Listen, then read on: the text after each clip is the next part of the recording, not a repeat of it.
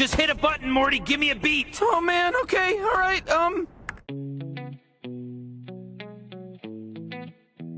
PSG 2 Atalanta 1 a tactical analysis. Tuchel faces massive tactical problems.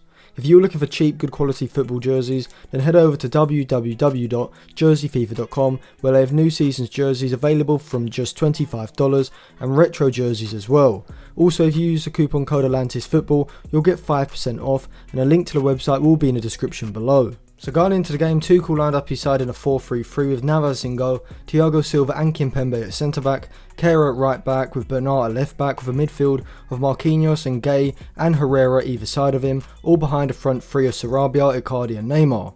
Gasperini set up his side in a 3-4-3 system with Sportiello in goal, a back three of Jimshiti and Rafael Toloi, either side of Mattia Caldara, with Hateboer at right wing back, Gosselins as a left wing back with Freuler and De Roon playing as a midfield double pivot, with Pasalic on the right of attacking midfield, Gomez on the left and Zapata ahead of both of them. Before I get into the analysis, make sure you subscribe to the channel and click the bell so you don't miss out on my tactical analysis of the Champions League games coming up. And after this video, check out some of my other videos, including my analysis of the Manchester United Copenhagen game, which will be linked in the description below. From the start of the game, we saw Atalanta press PSG aggressively in a 5-2-3 shape, with the front three creating a V shape when pressing, as Zapata and Pasalic pressed the centre backs and Gomez man-to-man pressed the deepest PSG midfielder, which was usually Marquinhos, who would drop deep between the two centre backs to collect the ball. When PSG moved the ball into the final third, the Atalanta 5-2-3 shape would become a 5-3-1-1 shape, with Pasalic dropping deep to create a midfield three alongside De Roon and Freuler. This left space wide of Atalanta's midfield for Bernat and Carragher to get on the ball and drive forward, but Gasperini was content to allow this to happen, as it enabled Atalanta to shut off the space for PSG in central midfield and for Neymar specifically in behind their midfield. When PSG had the ball in their defensive third, we saw the Atalanta wingbacks push up ready to pressurise Bernat and Carragher when they received the ball, and the whole Atalanta system was a man-to-man pressing system, with the central midfielders De Roon and Freuler tight on Herrera and Gay, and even the wide centre-backs man-to-man pressing Neymar and Sarabia when they dropped deep. PSG in possession used a 3-4-3 shape of sorts, with the fullbacks advancing up the pitch as Marquinhos dropped deep to create a back three. Neymar was given full freedom to run, while Sarabia also moved inside as Bernat moved up the pitch. Neymar was Tuchel's side's main way of progressing the ball forward. He would drop deep into the midfield, usually being tracked by Toloi or Caldara, who would push up from the back line to stop Neymar being able to simply receive the ball, turn and run at the defence. However, whenever Neymar was able to get on the ball, he seemed to have the ability to just glide past players in central positions, as though they weren't even there. This led to one opportunity when he was able to carry the ball from the middle third all the way to the edge of the box and get a shot away.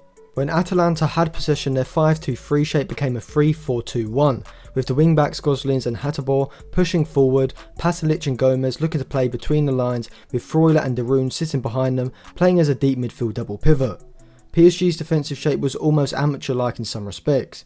It seemed like they were defending in a 4-4-2, but in reality it was a 4-3-3 at times, with the front three putting in no defensive work whatsoever, other than trying to press aggressively when the ball was in the Atalanta defensive third. Sarabia would eventually get back to create a four-man midfield, but he didn't seem in any rush to get back behind the ball. This allowed Atalanta to move the ball forward into the PSG half very easily, and PSG were essentially defending very deep with only their back four, Marquinhos, Gay and Herrera in front of them. Atalanta were looking to work the ball into the half spaces and get the central players making underlapping runs between the PSG centre-backs and full-backs.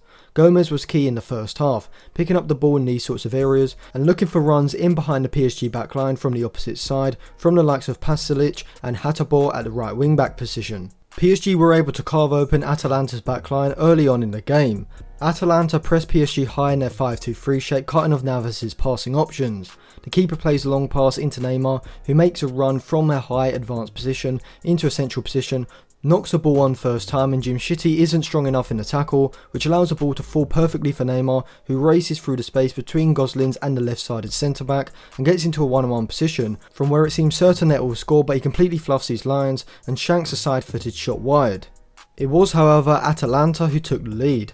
Pasalic moved up the pitch in behind PSG's midfield 4, and Atalanta's possession shape was very wide, with Freuler and Gomez staying positioned on the far side with Goslin, the left wing back, also keeping the advance width. When the ball gets switched, the PSG backline loses positional discipline, with Thiago Silva and Kimpembe both coming out of the backline but not winning the ball. Bernat then has to subsequently move across the line to track Tolo's run, but in doing so he's forced to leave Pasalic completely free, and when the ball ricochets over to him, he's in space and only needs one touch to curl the ball into the top corner. This goal highlighted the lack of positional discipline in the PSG back line, with both centre-backs vacating their central positions, but it also showed the benefit of Atalanta pushing these central players forward up the pitch into the box.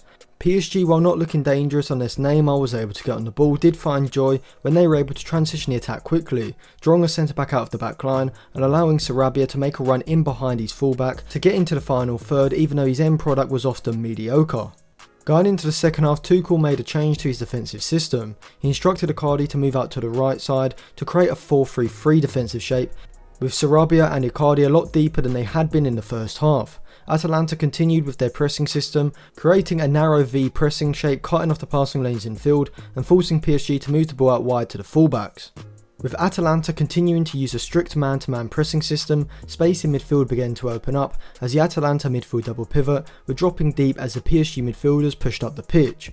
When Mbappe came on in the second half, we saw this even more clearly, with Toloi and Caldara and Palomino when he came on the pitch would track Mbappe and Neymar when they dropped deep from the forward line. Because both were roaming from central to wide positions, it was the job of the Atalanta centre-back who had either in their zone to pick them up rather than assign one particular centre-back to Neymar or Mbappe each. Therefore, we did see Toloi pulling out with Mbappe and then following Neymar a few minutes later.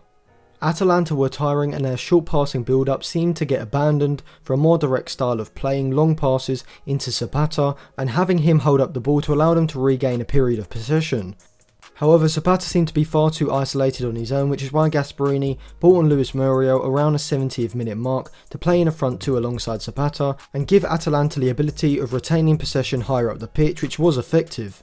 PSG looked devoid of any way of opening up Atalanta unless it came from Mbappe or Neymar dribbling into the final third.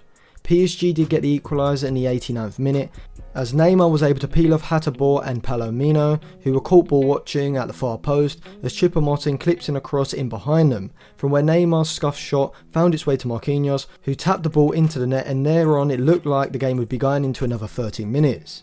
Then 3 minutes later, Neymar was able to progress the ball into the final third, as he did so many times in the game, as he dribbled past Toloi on the left flank. As the ball came back to Neymar on the edge of the box, his perfectly weighted pass inside Palomino allowed Mbappe to race onto it and square a pass across the box for another tap-in, this time for Choupo-Moting, to send PSG through to the Champions League semi-finals. Whilst PSG did come out victorious, I thought it was an atrocious performance tactically. Out of possession they were defending far too deep, and there's no connection between the frontline press of Neymar, Icardi and Sarabia and the midfield three behind them, making the high press completely ineffective and allowing the opposition to move into their defensive third far too easily.